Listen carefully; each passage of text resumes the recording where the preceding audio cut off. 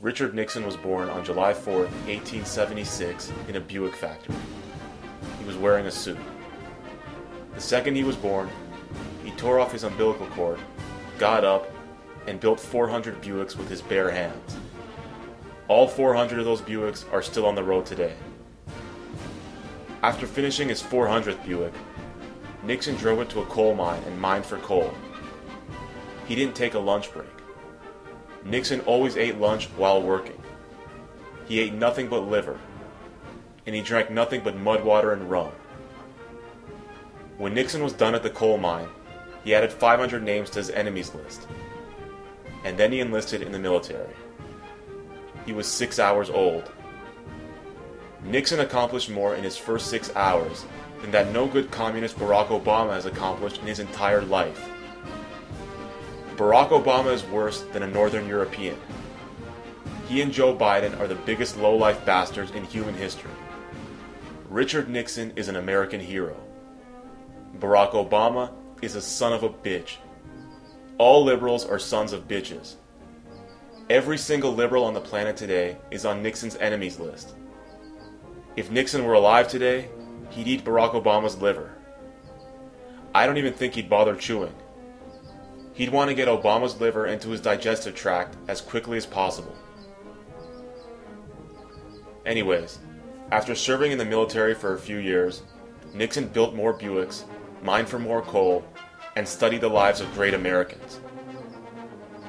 How come our schools don't have a Lives of Great Americans class?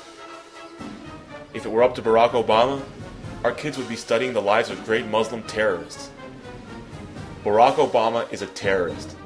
He wants to destroy America. All liberals want to destroy America. Richard Nixon is hands down the greatest American ever. Barack Obama is the worst. He's not just the Antichrist, he's the anti-Nixon. Barack Obama is a communist. He doesn't work, and he tries to spend as much of your money as possible. But the media isn't allowed to mention that. In 2008, they never mentioned that he's built a grand total of 0 Buicks. Never. And why? Because Obama played the race card. Liberals will resort to anything in order to get ahead. Barack Obama stole the election. He stole it. But American heroes like Richard Nixon and George W. Bush won the presidency fair and square. Anyways, after finishing his service in Northern Europe, Nixon drove his Buick to Arizona and dug the Grand Canyon. The Grand Canyon is basically a 3-year-old Nixon's sandbox.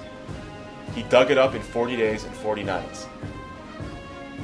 And after finishing the Grand Canyon, Nixon invented a time machine, traveled to 1783, and defeated the British.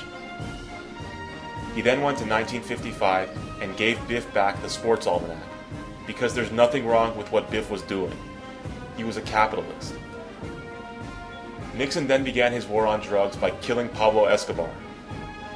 And 3 minutes after Escobar was dead, Nixon created the internet, along with the world's first 2 websites, foxnews.com and buick.com. Nixon created the internet and set up foxnews.com and buick.com. Barack Obama, on the other hand, uses the internet to forward his Muslim terrorist friends Quran quotes like "kill the idolaters" and "death to America." Oh, and he always uses Twitter to talk about himself and feed his conceit. If Nixon had a Twitter during his presidency, it wouldn't have been about what he ate for breakfast or did for Christmas.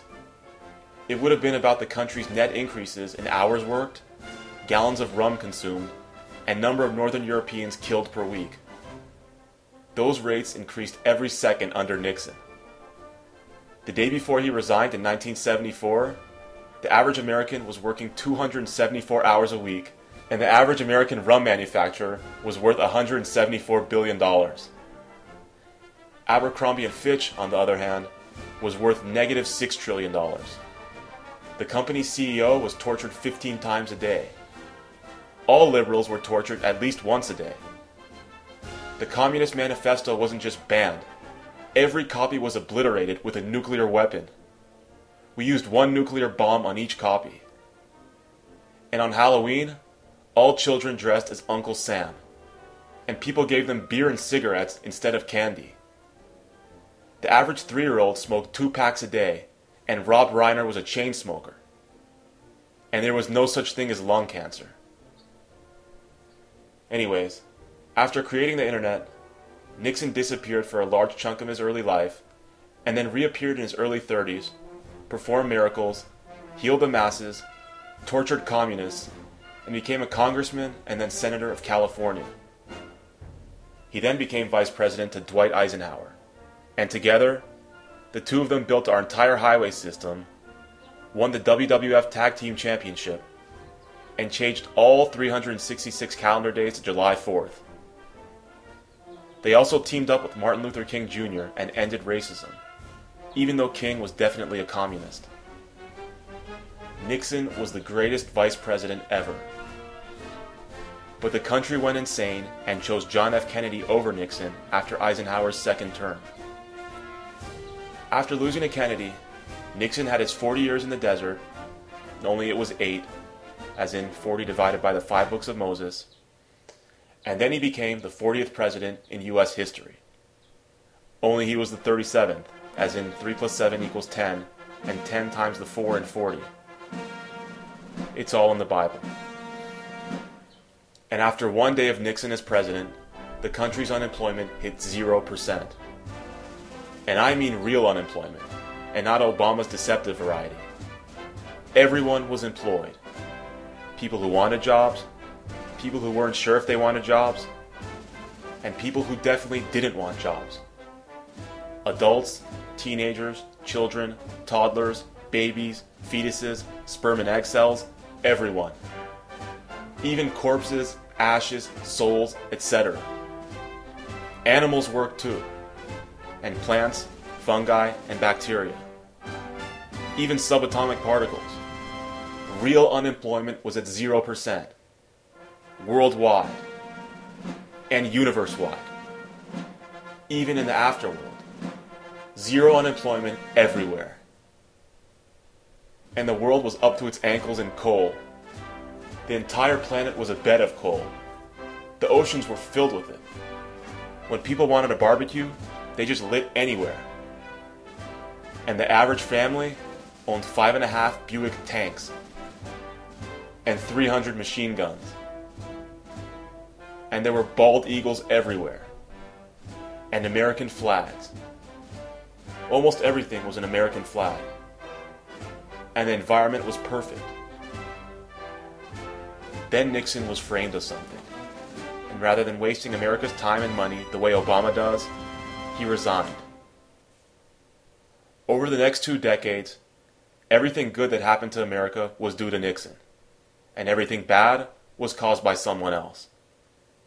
And most of the time, that someone else was Jimmy Carter.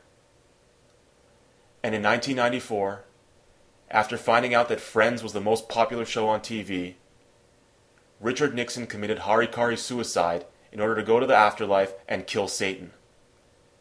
1 second later, Satan was dead. Nixon finished digesting his liver 3 seconds after that.